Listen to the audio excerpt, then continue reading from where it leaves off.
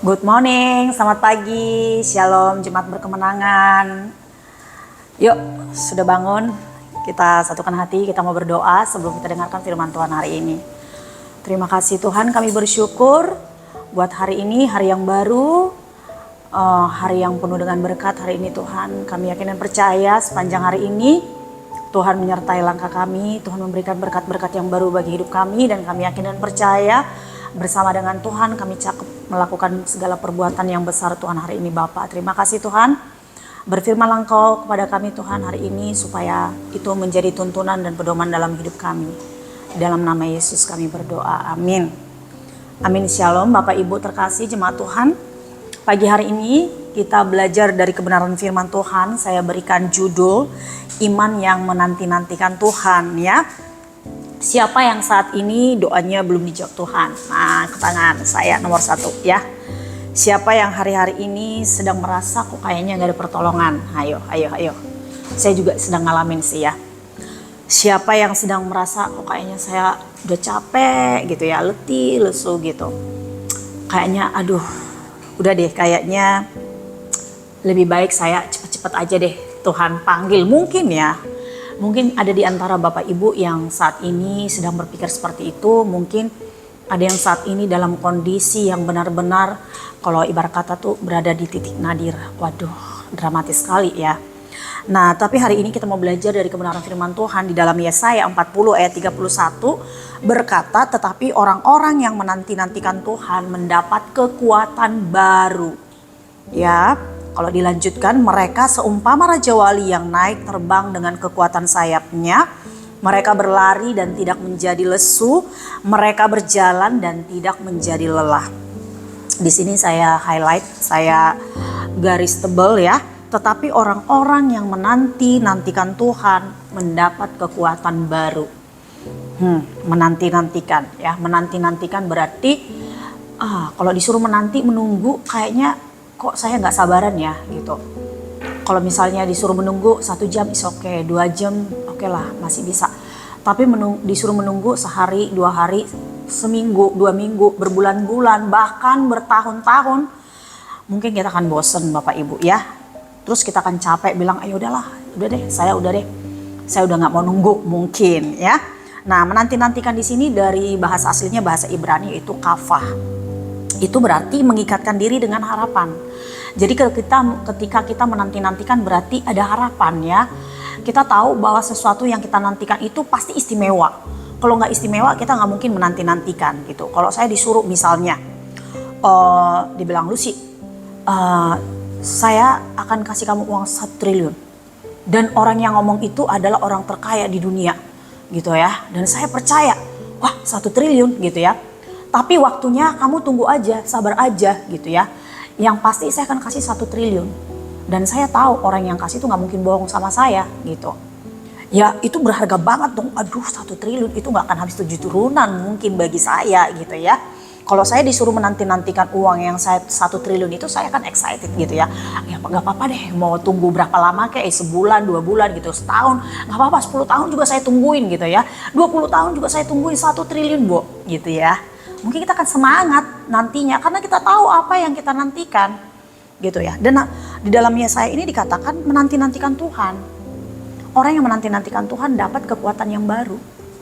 Nah, hari-hari ini kita sedang menanti-nantikan apa Bapak Ibu? Kita sedang menantikan pertolongan. Kita sedang menanti-nantikan kesembuhan. Kita sedang menanti-nantikan masalah kita selesai, kelar. Kita sedang menanti-nantikan dapat pekerjaan yang baru. Mungkin saat ini kita sedang posisi maaf kata menganggur gitu ya. Atau mungkin saat ini kita dalam posisi sedang sakit parah gitu. Atau saat ini kita sedang dalam posisi pokoknya wah kayaknya rumah tangga saya kayaknya gak bisa diselamatkan. Kayaknya aduh hancur nih. Hubungan suami istri kayaknya udah gak bisa dipulihkan. Bahkan anak-anak saya kok kayaknya semuanya berontak dan lain sebagainya Bapak Ibu. Mungkin situasi-situasi seperti itu membuat kita jadi down, membuat kita jadi patah semangat gitu. Tetapi yuk Bapak Ibu kita mau belajar hari ini, kita mau belajar menanti-nantikan pertolongan Tuhan. Nah, dengan kita memiliki iman, iman akan memberikan kita kekuatan yang baru dalam proses penantian. Ketika kita yakin dan percaya Tuhan yang besar yang akan menolong saya, Tuhan mampu melakukannya bagi saya, maka kita akan tetap semangat ya. Dan di sini dikatakan bahwa penantian adalah bagian dari pertumbuhan iman kita.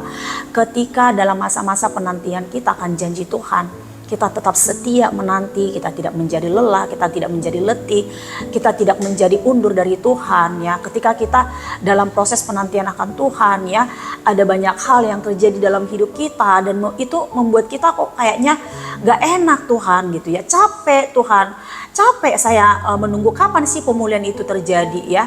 Kapan sih saya bisa bebas dari masalah saya, kapan sih saya bisa sembuh dari penyakit saya, kapan sih keluarga saya bisa dipulihkan gitu. Dalam masa penantian akan pertolongan Tuhan, mungkin ada banyak tantangan, rintangan yang membuat kita kok seolah-olah Tuhan saya menyerah, saya nggak bisa gitu. Yuk mari Bapak Ibu tetap rindukan Tuhan, tetap nantikan Tuhan. Tuhan sanggup, dan Tuhan apa yang sudah Tuhan firmankan, apa yang sudah Tuhan janjikan, Tuhan tidak akan pernah ingkar janji Bapak Ibu. Ketika kita menanti-nantikan Tuhan, berarti kita mempercayakan diri sepenuhnya kepada Tuhan.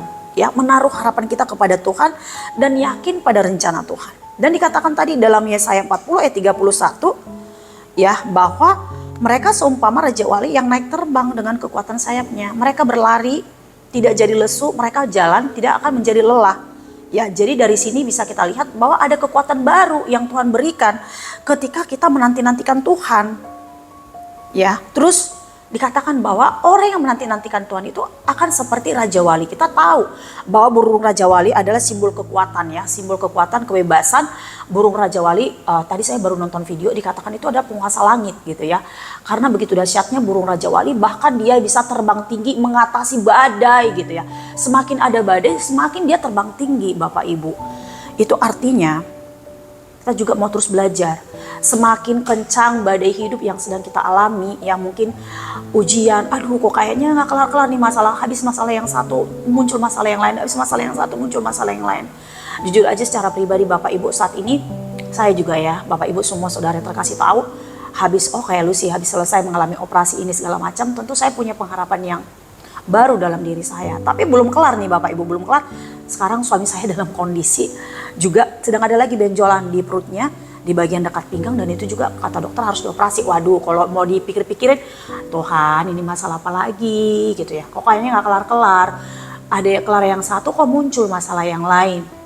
Bapak Ibu, tapi ayo tetap semangat gitu ya. Tetap semangat jalani hidup ini Bapak Ibu. Jangan pernah menyerah, jangan pernah putus asa. Ketika kita menanti-nantikan Tuhan, kita akan terus berlari dan kita tidak akan menjadi lesu Bapak Ibu ya.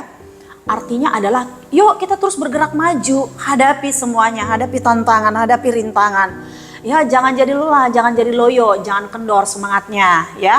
Jangan mulai males ibadah anggot-anggotan gitu kan.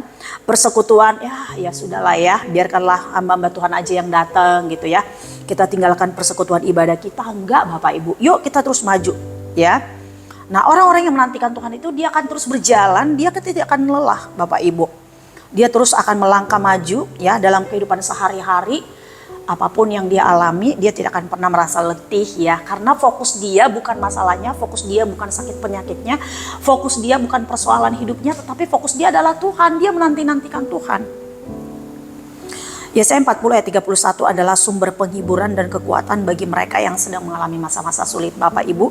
Jika hari-hari ini kita sedang mengalami masa-masa sulit ya, kita sedang menghadapi masalah berat dalam pekerjaan kita mungkin ya, mungkin dalam kondisi keuangan kita, dalam sakit penyakit kita ya, mungkin dalam kesehatan kita, terus mungkin juga sedang mengalami masa sulit dalam hubungan keluarga ya, hubungan mungkin hubungan suami istri. Yuk Bapak Ibu, kita mau terus mengandalkan Tuhan.